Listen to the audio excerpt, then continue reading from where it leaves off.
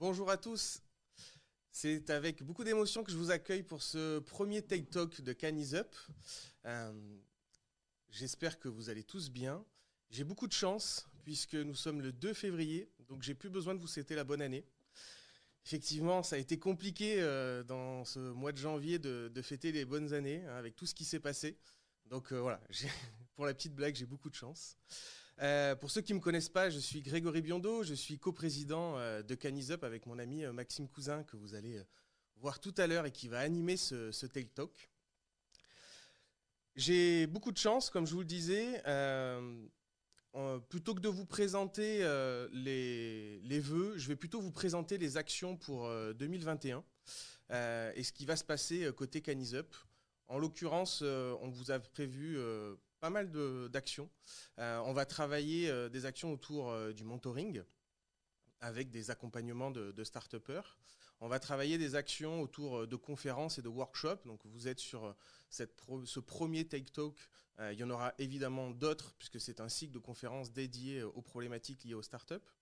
On va travailler aussi, quand le Covid nous aura laissé un petit peu tranquille, d'autres formats du type Happy Hour, etc. Bien évidemment, le gros événement de septembre, le DDA sur les îles de Lérins, qui s'annonce encore cette année.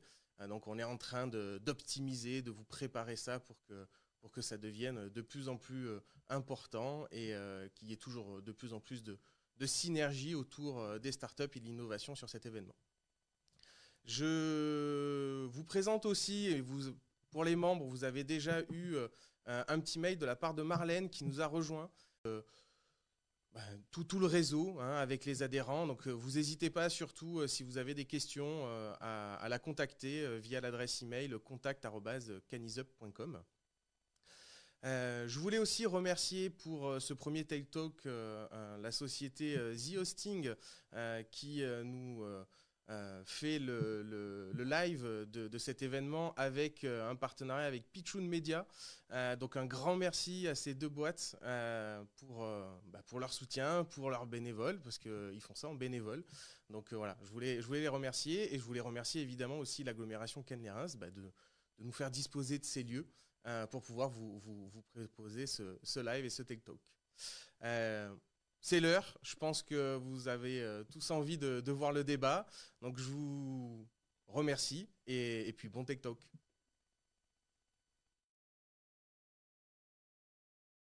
Écoutez, bonjour à tous, bienvenue. On est vraiment très heureux aujourd'hui d'accueillir deux aussi belles personnes et deux boîtes aussi différentes, mais qui probablement se ressemblent beaucoup sur pas mal de points.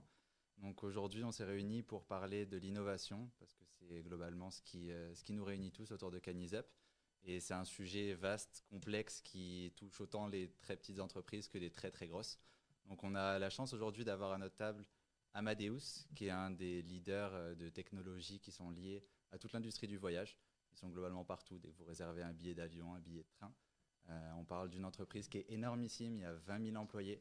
En 2019, ils faisaient plus de 5 milliards de chiffre d'affaires annuel. Donc on parle vraiment de très grosses structures. Et de l'autre côté, on a Julien Masson, qui lui représente l'entreprise X-Makers.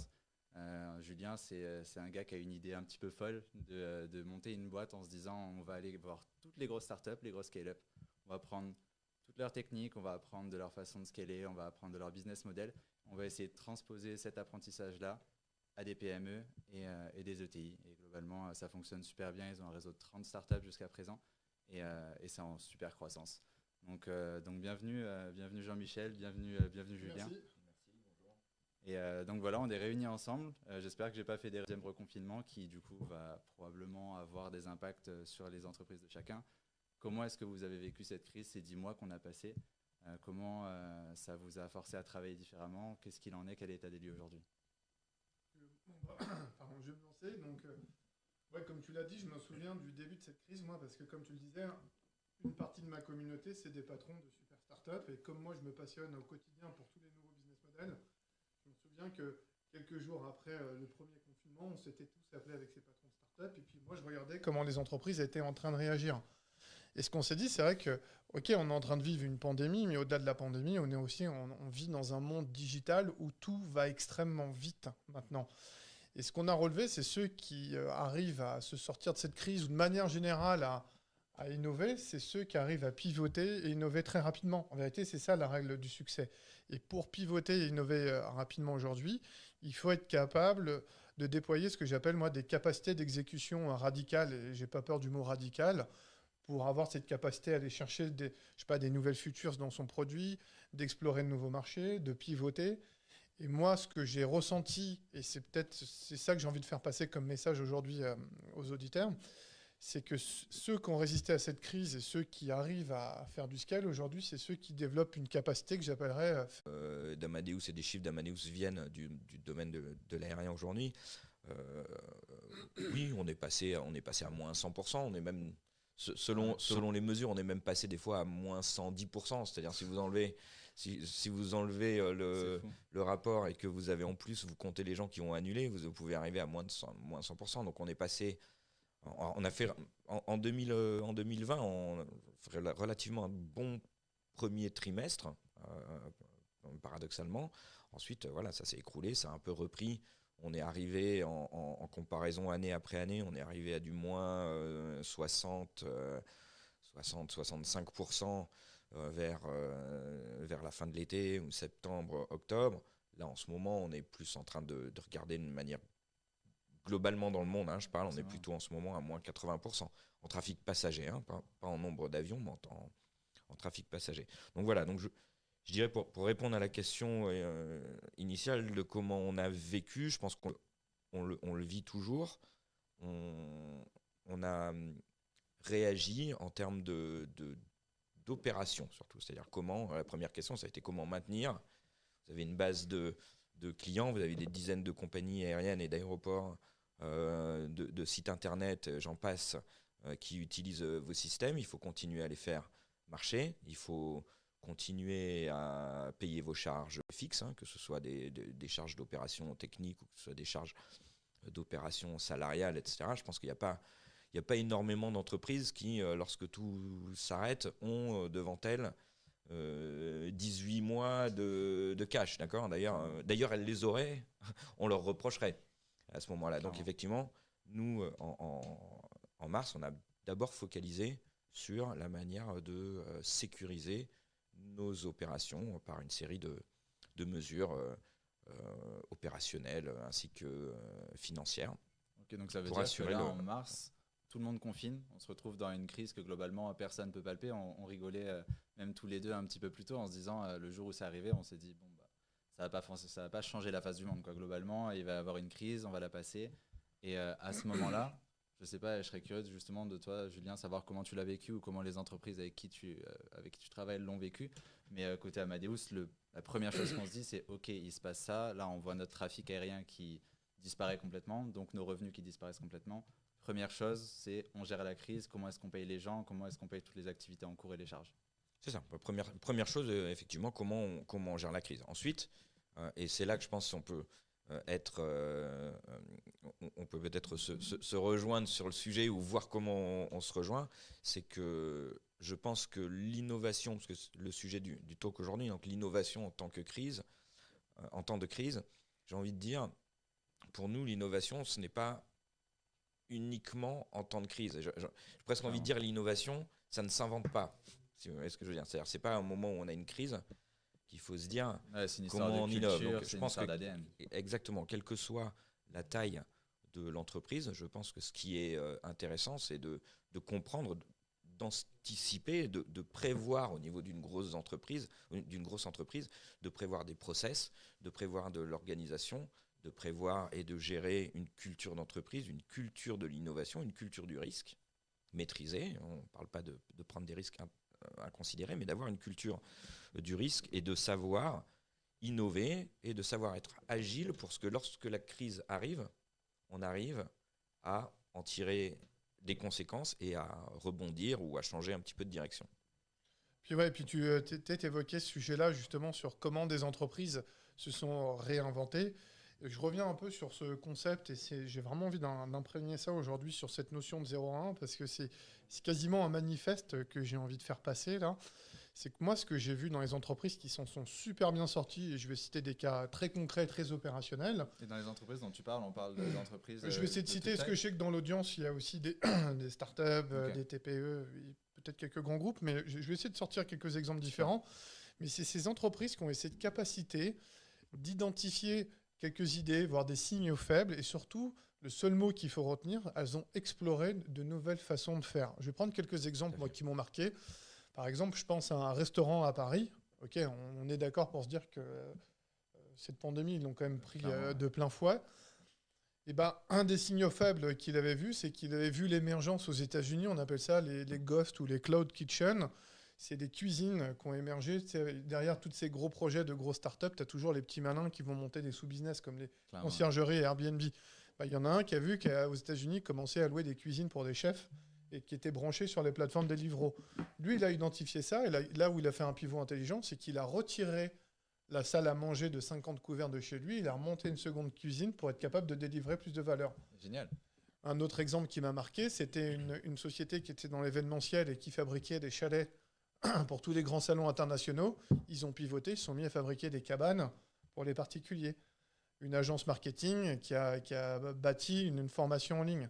Donc, ce que je veux dire par là, quand je parle de 0 à 1, le 0 étant j'ai une idée où j'ai identifié un signal faible, le 1 étant j'ai trouvé peut-être une nouvelle traction, un nouveau business viable. Et pour faire ça, ça demande aussi un mindset extrêmement spécifique, et c'est ce mindset-là que j'ai vu qui fait vraiment la différence en temps de crise. Et ce mindset-là, c'est d'être capable, d'accepter l'échec.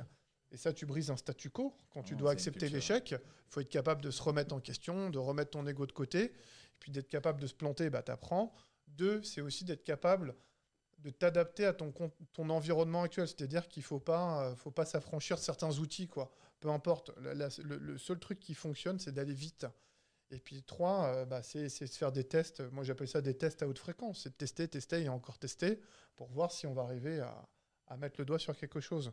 Donc pour moi, c'est un peu ça l'esprit du 0 à 1. C'est d'être capable très vite d'une idée, d'un signal faible, de pivoter et très vite de tester et de vendre presque avant d'avoir mis en place le produit ou le service. Super intéressant. Je pense qu'on l'a vu même avec AnyZup, certaines entreprises, ou moi-même, je l'ai vécu à peu près de la même façon. Mais c'est vrai qu'on parle d'une entreprise, dans notre cas, on est 10 personnes. Pivoter, c'est relativement facile. On a des premiers investisseurs qui sont très flexibles aussi, ce qui nous a permis quand même d'être assez à l'aise et de faire plus ou moins ce qu'on voulait à partir du moment où il y avait une logique derrière ou autre. Est-ce que c'est quelque chose qui est concrètement faisable dans le cas d'Amadeus? Oui, mais j'ai envie de dire, j'opposerai pas les genres. C'est-à-dire que je pense, nous, notre conviction, c'est qu'il y a un certain nombre de choses pour lesquelles on s'organise en interne. Je peux peut-être y revenir dessus un petit peu plus tard, mais ce que j'entends est aussi très intéressant pour nous dans une collaboration. C'est-à-dire que pour nous, notre plateforme doit aussi être ouverte. Et vous pouvez aller sur developers.amadeus.com, vous avez un set d'API qui est fait pour que tout un chacun, je veux dire quelqu'un qui quelqu'un qui sait coder, quoi. Quelqu'un qui sait appeler une API en REST, on va dire, peut coder, peut être innovant, peut tester, comme tu le disais, Julien, tester, explorer, être curieux. Et nous, notre état d'esprit, c'est ça aussi, c'est-à-dire c'est de l'ouverture. C'est le fait de pouvoir collaborer, y compris avec des structures qui sont par nature plus petites, peut-être plus aptes à faire du 0 à 1 ou à faire des virages à 180 degrés, là où alors c'est peut-être aussi faisable pour un restaurant, pour une compagnie aérienne, ça commence à devenir un petit peu plus compliqué, bien qu'il y a des exemples, mais qui étaient plus dire de la communication, mais vous avez des exemples de compagnies aériennes qui ont utilisé leurs avions, leurs A380 au sol pour en faire des restaurants typiquement. Alors c'était au début, c'était à un moment donné où il y avait encore le côté restaurant était, on va dire, encore possible à ce moment-là, mais qui ont voulu jouer sur la marque et la qualité de la restauration à bord pour dire, si vous voulez, vous pouvez venir, l'avion il va pas décoller, mais il y aura quand même un restaurant et un film. Par rapport à ce que tu dis, moi je pense de toute façon, Crise ou pas crise, tout ça, c'est une question de mindset. Que tu sois dans Clairement. un groupe, que tu sois une PME, que tu sois un restaurant, peu importe. Moi, ce que j'ai vu, c'est juste des personnes qui, à un moment donné, on se dit, OK, on va briser le statu quo, on va changer les règles du jeu. Malheureusement, dans la société dans laquelle on vit, il y a des règles. La règle dans une société capitaliste comme la nôtre, c'est d'être capable de générer des revenus, et il faut trouver des moyens de les générer, en tout cas. Donc, je te dis, la seule règle qui prévaut, c'est quand même cette capacité à des gens d'être capable de prendre comment dire, un peu, tu sais, le recul nécessaire et de dire, alors pardonnez-moi l'expression que je vais utiliser, mais je l'ai entendu plusieurs fois, c'est what's the fuck, on y va, on teste et Clairement. on fait complètement différemment. Et ça, je l'ai vu aussi même dans des corpos. Enfin, t'en es l'exemple puisque tu l'as fait au sein du groupe Amadeus. Moi, je pense à Royal Canin qui, pareil, alors, c'est une société qui va bien, hein, parce que tu auras toujours besoin de nourrir Clairement. tes animaux, mais je veux dire, qui ont aussi cette capacité à un moment donné à aller explorer de nouvelles choses. Et je pense que cette capacité d'exploration elle ressort d'autant plus quand tu te prends une crise de plein fouet parce que je sais pas, tu rentres dans une forme de confort, tu prends plus le recul nécessaire et tu développes plus cette capacité d'observation, aller voir ailleurs comment ça se passe et d'essayer de pivoter rapidement, quoi. Donc, je pense que c'est essentiel. Tout à fait. Mais du coup, je pense qu'on peut se rejoindre sur ce point-là en disant que du coup, cet état d'esprit, cette culture d'entreprise, ces valeurs, on parle de valeurs en final, Clairement. ces valeurs, ce sont des valeurs qui se cultivent et qui s'entretiennent, Ouais, mais qui sont pas.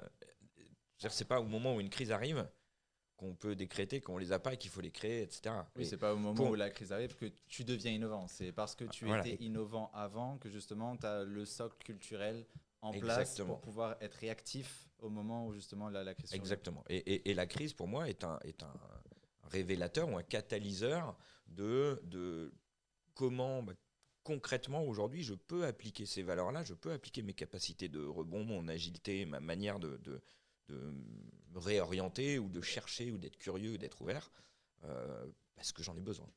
Et dans le cas d'Amadeus, parce que globalement, on voit que tous les deux vous vous rejoignez sur une notion qui est un peu fondamentale, c'est le fait d'être capable d'explorer, donc d'aller globalement dans des terrains où même probablement vous vous dites par défaut ça a probablement pas marché, mais on va voir et peut-être qu'il y a un intérêt, peut-être qu'il y a un besoin. Mais on voit quand même la limite dans le sens où, dans le cas d'une startup, on peut faire un virage à 180 degrés.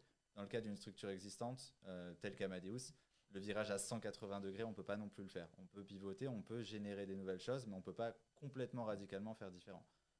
Et pourtant, c'est ça que je trouve incroyable, c'est que pour travailler avec Amadeus et l'avoir vu, malgré que vous ayez été une des entreprises les plus touchées, parce que qui dit secteur de l'aviation, bon, il n'y a plus de vol, il n'y a plus rien, vous avez été quand même une des boîtes les plus innovantes. Vous avez sorti des nouvelles choses, vous avez été toujours dans la recherche constante de ce qui pouvait se faire.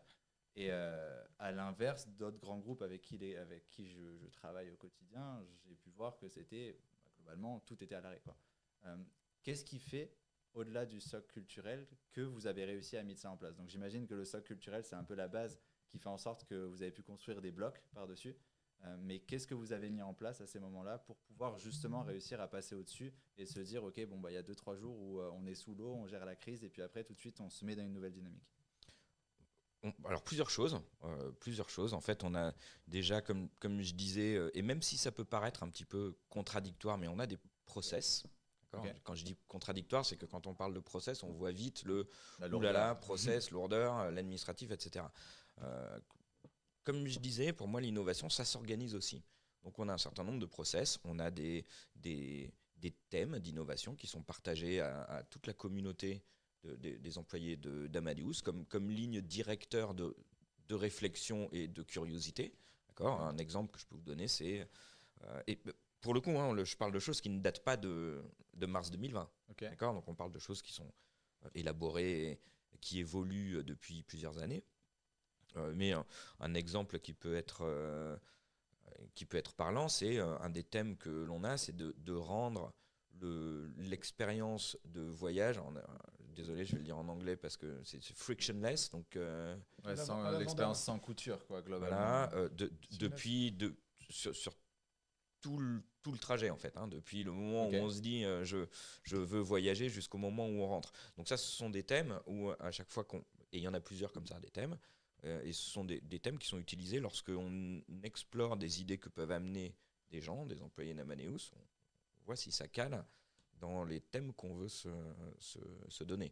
Donc un exemple, Voilà, ça va être des choses où on regardait on regarde toujours, mais c'est des projets qui étaient en cours sur la gestion un peu de l'identité d'un passager, d'un voyage qui, aujourd'hui, on pense est un point encore un petit peu de friction parce que vous devez taper votre nom, votre numéro de passeport et pour réserver votre vol et pour votre hôtel et pour votre location de voiture, etc. Donc, pourquoi pas avoir une plateforme qui permet de mutualiser de manière, bien entendu, sécurisée et conforme à toutes les normes, mais d'avoir ce genre de plateforme.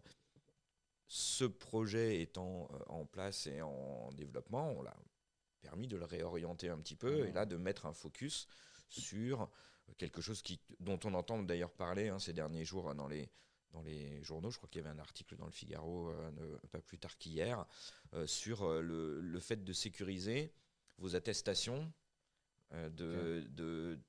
j'allais dire de vaccins ou de tests pour voyager, qui a encore aujourd'hui, il y a d'autres restrictions, mais on peut imaginer que pendant un moment, on va avoir besoin pour voyager de présenter un certain nombre de documents. Aujourd'hui, il n'y a pas de solution technologique qui vous permet de, par exemple, présenter votre passeport, prendre un selfie et avoir votre certificat de vaccination de manière sécurisée. Je voudrais juste revenir sur un point, en discuter avec toi, parce que, sur la notion de process, parce que moi, quand j'entends, j'ai l'impression des fois que c'est la quantité de process, notamment dans certaines entreprises, justement, qui ont freiné l'innovation, parce que comme on vit dans un monde qui est hyper connecté, hyper rapide, aujourd'hui, la question, c'est d'aller vite.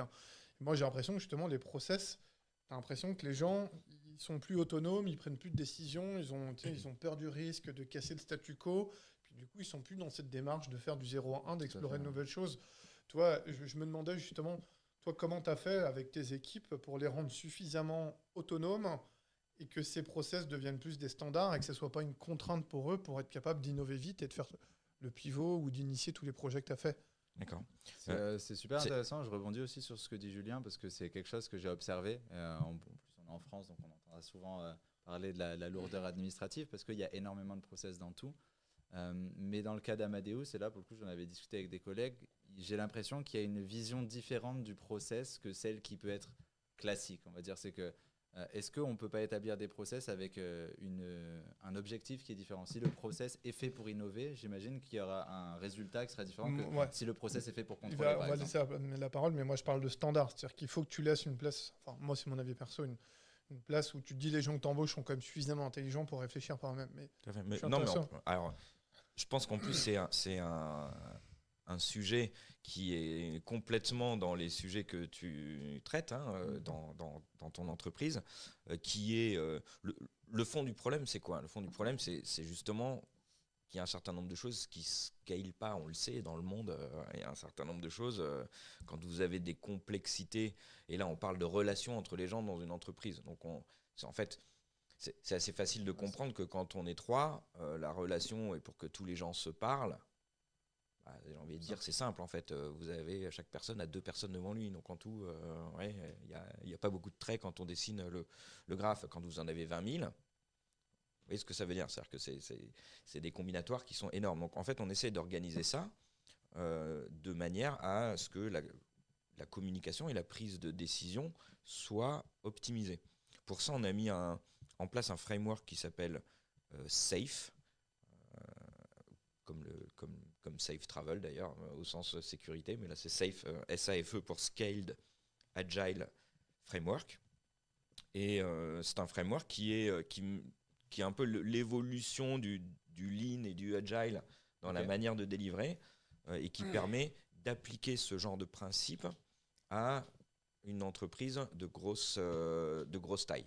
Donc typiquement, ça donne aux gens de l'autonomie. D'accord ? Donc pour le coup, pour les process, ça évacue un peu les points de contention qu'il peut y avoir lorsque vous avez des points de décision ou des points de validation qui sont trop importants. Donc ça met de l'autonomie dans tous les process. Ça a aussi l'avantage d'avoir un fond où on commence par regarder un besoin client. Donc en fait, on met le business au centre. c'est bête à dire en fait. On a envie de dire, bah oui, ça devrait toujours être le dans la pratique, le one-on-one de n'importe quelle entreprise. En fait, voilà, faut se le dire en face, c'est pas forcément toujours le cas et c'est pas forcément toujours facile à maintenir. Donc, on remet le client au centre du process, de son besoin, de la valeur qui lui est délivrée. Et en plus, on accélère les itérations. Donc typiquement, on favorise la simplicité et le fait de pouvoir délivrer par incrément, on appelle ça par incrément, programme increment, par incrément, on délivre de la valeur qui fait du sens pour le client. Avec du coup possibilité aussi de s'adapter et d'être plus rapide pour éviter le développement d'un client qui vous commande quelque chose que vous mettez 6 mois ou 1 an à délivrer, et quand vous le délivrez, ça correspond plus ou ça correspond pas. Mais c'est super intéressant en plus parce qu'on a un gros fan du lean à table. Donc je sais que j'en entends parler. Non, mais même ce qu'il dit, c'est pertinent. Moi, ce que j'aimerais qu'ils retiennent, ceux qui nous regardent, c'est que justement, par rapport à ce que tu dis, les vrais secrets des boîtes, là, moi j'ai vu contenu, en tout cas contenu, qu'on fait des pivots, qu'on lance de nouveaux trucs. Quand on parle de 0 à 1, il y a une méthode derrière. C'est pas un truc déstructuré, c'est pas un truc toi, qu'un gros hacker a inventé dans son coin. Encore une fois, c'est une vraie philosophie. Cette philosophie, il y a plusieurs étapes dans celle-là. La première, c'est d'être capable, et là je brise un statu quo, c'est de vendre avant de construire. On peut s'amuser. Moi, j'ai vu plein de startups se planter parce qu'ils passent des plombes à chercher le beau logo, la belle marque, travailler ton produit et ainsi de suite. Mais la réalité, elle n'est pas là. La réalité, c'est est-ce que tes clients, ils ont réellement besoin de ton produit? Est-ce que tu arrives à générer des précommandes? Est-ce que tu arrives à générer des leads sur ta page web? Ensuite, c'est d'aller discuter avec ces early adopters. Je prends un exemple concret là d'un pote, j'ai vu comment il a fait son pivot. Il a monté une boîte, ça s'appelle Office Rider. C'est canon à Paris, tu peux louer des lofts, des studios de particuliers pour organiser des micros, des gros événements. Au lieu de réunir ton équipe dans un endroit un peu chiant, tu les réunis dans un petit loft un peu sexy, c'est toujours plus sympa. Sauf que crise arrive, tout ça c'est cuté quoi. Lui, tu vois, dans la logique vendre avant de construire, j'ai vu, il a remarketé une offre rapidement sur une landing page et puis il a proposé ça à des fabricants de contenu, des photographes, et ainsi de suite, en leur disant, loue mon espace, ça te coûtera moins cher que d'aller louer par exemple le studio Harcourt, c'est ça à Paris, enfin les gros studios parisiens. Donc ça, c'est super important, c'est d'aller trouver ces early adopters, discuter avec eux, et surtout, ça paraît un peu bête ce que je veux dire, mais leur vendre ta solution, même si elle n'est pas prête, on s'en fout, il faut y aller. Et c'est comme ça que tu arriveras rapidement à avoir cette agilité et cette capacité de rebond d'un sujet à l'autre. Qu'est-ce qui se passe, peu importe ce qui se passe, que ce soit une pandémie, que ce soit un nouveau entrant sur ton marché, ou peu importe.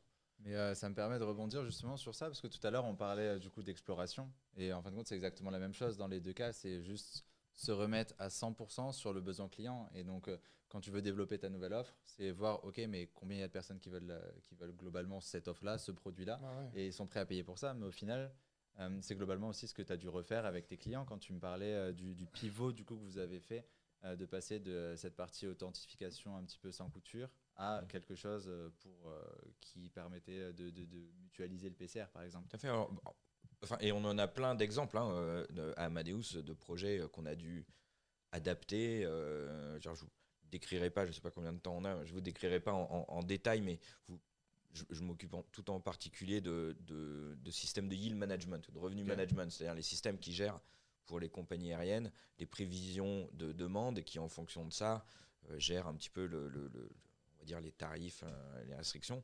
Ce sont des systèmes qui sont assez techniques, d'accord ? C'est-à-dire qu'il y a pas mal de techniques, y compris mathématiques, dans la manière de gérer ce genre de choses, et qui, comme j'allais dire, comme un peu n'importe quel process d'intelligence artificielle, ça repose sur des données historiques. Ça repose sur Donc en fait, c'est là où l'intelligence artificielle est jamais très bonne.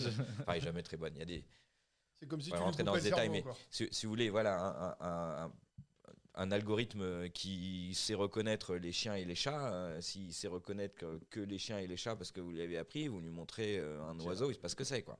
D'accord ? Donc là, on se retrouve dans des cas où chuter des trafics qui chutent de 100%, le système, je vous avoue, il ne sait pas trop quoi faire. Enfin, En fait, il sait pas trop quoi faire. Si, il est prévu pour, c'est-à-dire qu'il pense que c'est un bug et au départ, et il se met en mode manuel en disant regardez ce qui se passe parce que je comprends pas. Donc en fait, on a accompagné nos clients à utiliser au départ, c'est vrai, les modes manuels de nos systèmes. Et ensuite, en parallèle de ça, on a une équipe de recherche qu'on a vraiment focalisée sur la manière de trouver des méthodes de changer nos algorithmes, de les upgrader, on va dire, pour qu'ils soient réactifs à ce type de changement qui n'était pas prévu. Donc c'est assez complexe, parce que ça, voilà, vous avez... ça se fait pas du jour au lendemain, pour le coup. Ça se fait pas du jour au lendemain, mais c'est des choses en fait, on a déjà mis en production. Donc on parle de choses sur lesquelles on a commencé à réfléchir en mars l'année dernière, mars-avril l'année dernière, et sur lesquelles on a fait la recherche, le test, les simulations, les validations avec les clients, et qui est déjà aujourd'hui activé sur les systèmes de certains de nos clients. Et du coup, le process, c'est quoi globalement? Parce que tu parlais par exemple de landing page tout à l'heure. D'un point de vue très opérationnel, j'imagine que sur certaines offres, dans le cas de personnes que tu as pu accompagner, il y avait la capacité d'utiliser du growth hacking, des méthodes pour aller appeler 150 personnes et demander s'il y avait un besoin, générer des landing pages, créer du trafic. Dans ton cas, au moment où tu dois retester ce besoin client, c'est quoi le process? Parce que des clients, tu en as des milliers, ils sont un peu disséminés partout dans le monde. Comment est-ce que du jour au lendemain, on se retrouve sur un hyper focus sur le client? Genre, qu'est-ce que vous avez dû faire? Vous les avez contactés? C'est du téléphone, du mail, des rendez-vous, des réunions de crise? On a déjà, on va dire, ce genre de relation avec des clients, avec des partenaires en fait. Donc on a déjà un certain nombre de services et d'accompagnement d'utilisation de nos systèmes avec la plupart des compagnies aériennes qui les utilisent. Là, effectivement, oui, on a fait, simplement, on leur a demandé s'ils avaient besoin d'aide. On a donné des kits d'utilisation un petit peu spéciales qui n'étaient pas dans le manuel. D'accord ? Donc, on a fait ça avec eux. Et puis ensuite, on en a sélectionné quelques-uns. Et avec eux, on a validé avec des données. D'abord avec nos engines en fait, de simulation. Donc, on a validé ce qu'on était en train de faire avec nos propres données et nos simulations qu'on a partagées avec eux. Et ensuite, on est capable de faire, si vous voulez, des déploiements progressifs, c'est-à-dire on se met d'accord avec une compagnie de dire cet algorithme-là, on peut essayer de le déployer sur telle ou telle route. Super, mais du coup, en fait, globalement, vous avez eu à peu près le même process sur les premières étapes du 0 à 1. C'est cette super exploration. Et après, comment tu fais une fois que tu as hyper exploré? Comme tu disais, tu as essayé de vendre une offre que tu n'avais pas encore construite. C'est quoi la suite après ça? Le mieux, c'est d'essayer de la construire après, pour le coup. Mais non, je voudrais juste rajouter un truc. C'est vrai qu'on a une chance exceptionnelle, je pense, en ce moment. C'est que ça n'a jamais été aussi simple, quand même, au niveau des technologies auxquelles on a accès, à des moyens de communication, de distribution, de tester des choses. Enfin, je veux dire, le monde est à nous. La seule limite, en réalité, c'est nous et notre mindset. L'autre fois, je discutais avec un de mes potes entrepreneurs. Ça fait 2 fois qu'il réussit à créer 2 belles boîtes. Il me dit, la seule histoire, c'est celle que t'écris toi, quoi. Peu importe, tu vois. Et ce qui est cool, c'est qu'aujourd'hui, on a des moyens à notre disposition, sans commune mesure, et pour quelques milliers d'euros, aujourd'hui, tu peux tester des choses, quoi. Donc, la règle, c'est sûr, c'est d'essayer d'aller vendre quelque chose qui n'existe pas, et puis aujourd'hui, après, avec du no-code ou d'autres solutions, tu es capable de fabriquer quelque chose ultra rapidement, quoi. Moi, ce que j'ai envie de dire, parce que je pense je regarde le timing, et à mon avis, tu vas avoir des questions-réponses, mais c'est que il faut surtout avoir un mindset et d'être capable de prendre un recul nécessaire sur son business et de comprendre quels sont les savoir-faire et les assets que tu as réussi à développer et créer et que tu peux exploiter peut-être dans d'autres domaines ou d'autres secteurs. Et à partir de là, d'être capable de reconstruire une offre en repartant de zéro. Mais en repartant de zéro, tu vois, ça se fait en quelques semaines. C'est pas, tu passes plusieurs mois à construire quelque chose. Ok, et dans ton cas, est-ce que tu peux rebrander une offre si rapidement que ça? Par exemple, l'offre que tu nous disais tout à l'heure, tu me disais que ça a commencé en mars, ça se commercialise maintenant, parce que forcément, qui dit aviation, dit régulation, dit que forcément, il y a des process, pour le coup, qui ne sont pas tes process non plus nécessairement, mais qui vont faire qu'il va y avoir un time to market beaucoup plus long. Ça, est-ce que c'est quelque chose qui du coup vous oppose diamétralement dans le mode de fonctionnement, même si le mindset à la base est le même, ou est-ce qu'il y a quand même des shortcuts qui sont possibles pour pouvoir aller vite et essayer d'avoir du revenu qui va rentrer rapidement ou autre? Enfin, je pense qu'on peut se rejoindre, hein, c'est-à-dire c'est un peu le même mindset et c'est d'essayer des choses et à partir du moment où on implique le partenaire ou le client dans la démarche, il n'y a aucun blocage supplémentaire à ce que ça puisse se faire vite. Là où peut-être on a, je ne sais pas si c'est sur la sémantique du mot ou si c'est vraiment sur le fond, parce que je pense qu'on se rejoint quand même, en particulier sur la nécessité d'avoir des gens qui sont dans une culture, dans un mindset de curiosité, d'ouverture, d'exploration. Ça, je pense que je peux pas dire mieux. Effectivement, là où on a peut-être une petite différence, c'est que à partir d'une certaine taille, je ne pense pas qu'on puisse facilement réorienter complètement le business, en fait. Alors, on peut... À l'échelle, par contre, tu peux le faire. Oui, alors à l'échelle d'une solution, comme les exemples que je vous ai donnés tout à l'heure, ou comme il y en a d'autres. Verticale, là, Enfin, tu peux c'est à l'échelle, voilà. ça fait une PME pour eux, quoi. Non, mais c'est des choses qu'on peut faire. On a d'ailleurs des programmes d'intrapreneurship à l'intérieur d'Amadeus, donc des gens qui sont capables on laisse la possibilité aux gens d'arriver avec des idées, des plans de financement, des plans prévisionnels, et puis on est un board à regarder et puis à décider, et puis avec une certaine enveloppe d'investissement à suivre ce genre de projet, dont certains qui justement font partie de ceux qui rebondissent en ce moment. Ouais. Je pense à, vous l'avez peut-être lu, je crois qu'on a eu un article il n'y a pas longtemps non plus sur cette plateforme. Il y a une plateforme qui s'appelle Sherpa qui en fait va connecter de manière plus facile que ça existe aujourd'hui des providers de services locaux. Okay. Je pense à, vous voulez louer un vélo ou une trottinette ou vous voulez faire une sortie en bateau, ce genre de choses. Okay. Donc des services qui sont à destination, qui sont aujourd'hui complètement hétérogènes, et on va dire, pour schématiser, le but de la plateforme qu'on regarde, c'est de remplacer un peu, vous savez, ces grands panneaux qu'on voit encore en 2021, les grands panneaux... JC Deco, là non, les grands panneaux dans les halls des hôtels avec 70 petits flyers tout à fait. De couleurs des différents providers locaux. Voilà. De centraliser le but, globalement toutes les activités qui peuvent être possibles. Et ça, du coup, c'est des programmes d'entrepreneurship, d'intrapreneurship qui sont nés au sein d'Amadeus. Exactement. Et donc, typiquement, là, on retombe sur des programmes qui peuvent être capables de pivoter beaucoup plus rapidement. Mais c'est intéressant parce qu'au final, même si derrière, on revient sur de l'exploration, il y a tout ce socle culturel et humain, et ça revient qu'à une question de RH, quoi. Et tu me disais même juste avant, quoi, si tu veux créer une boîte puissante, tu es obligé de rendre tes employés puissants et leur créer le mindset qui leur fait qu'ils ont envie d'explorer, ils ont envie de pousser. Et globalement, en fin de compte, ça a été la même chose pour Amadeus, et c'est parce que vous aviez réussi à créer ce socle de personnes qui ont envie d'essayer, qui ont envie de tester et qui ont peut-être moins peur de l'échec ou du risque, que vous avez été aussi capable de rebondir aussi facilement. Après, avec vos différences particulière, c'est que vous êtes 20 000 et dans d'autres cas, c'est des entreprises de 100, 200, 300. Mais c'est important ce que tu dis, et là, je vais délivrer un des secrets de réussite des plus belles boîtes tech que j'ai vues, puisque moi, je passais mes journées, j'en ai vu pas mal. Et franchement, celles qui ont des croissances de malades, qui ont passé la crise, leur seul secret, c'est qu'ils ont rendu intelligents leurs équipes, justement, et qui leur laissent le droit de se planter. Moi, j'ai un pote, celui que tu as eu hier, Julien Laure, extraordinaire. Il a... volontairement, il avait laissé une compétition à plusieurs centaines de milliers d'euros se planter pour que son directeur du New Business apprenne quelque chose qui soit essentiel pour le reste, la suite de l'histoire. C'est incroyable. Et cette mentalité-là, moi j'ai aussi évolué dans différentes entreprises, là tu brises un statu quo, quoi.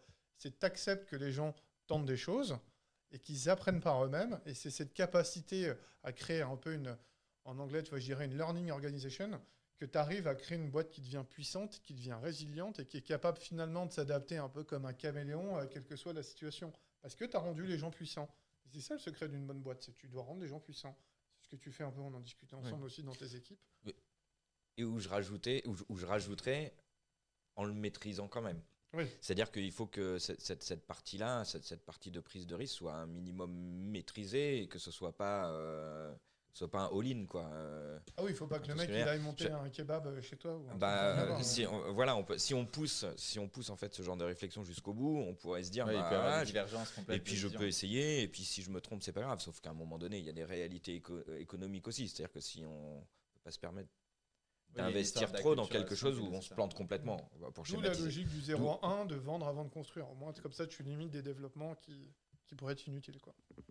C'est génial parce qu'au final, on a d'ailleurs parlé de systèmes que vous avez mis en place, quoi, que du coup vous gardez aujourd'hui. Donc tu parlais du SAFE qui globalement a commencé avant le Covid, mais Oui, bien qui sûr, a été renforcé et qui du coup a été testé, et du 0 à 1, mais sur lequel tu travailles depuis des années. Donc c'est pas non plus des choses qui sont nouvelles, qui émergent de ça, mais c'est des schémas et des frameworks qui du coup ont été implémentés, ont été testés, ont été proof testés, même dans le cadre de cette crise. Et enfin, je pense que même avec les personnes qui sont ici aujourd'hui, c'est des choses qu'on pourra partager, que ce soit par LinkedIn ou autre. Complètement. Je pense qu'il y a des startups qui se retrouveront très bien dans le 0 à 1, peut-être qui ne pourront pas l'appliquer tel quel, mais qui auront envie d'aller là-dedans. Et peut-être qu'il y a des structures un petit peu plus grosses qui aussi se retrouveront dans essayer de mixer tous les enseignements que tu pousses. Je vois des grands groupes qui sont en train d'adopter un peu cette culture-là parce que, par définition, dans des très grosses structures, les process, c'est des machines de guerre, les boîtes, c'est des machines à exécuter, un truc qui est historique. Et des fois, ça peut détruire un peu. C'est comme un rouleau compresseur qui peut détruire ça. Donc, elles y viennent, tout le monde y vient. Et je pense que c'est encore une fois ce mindset-là qui fera la différence. En tout cas, je publierai sur la page CanisUp un manifeste pour exprimer un peu ce que ça veut dire, cet esprit-là, quoi. Bah, génial, bah, comme ça permettra aussi d'acculturer un peu sur 0 à 1, parce que c'est très schématique, mais au final, c'est quelque chose de très step by step. Donc, ça te permet de savoir quel pied mettre devant l'autre.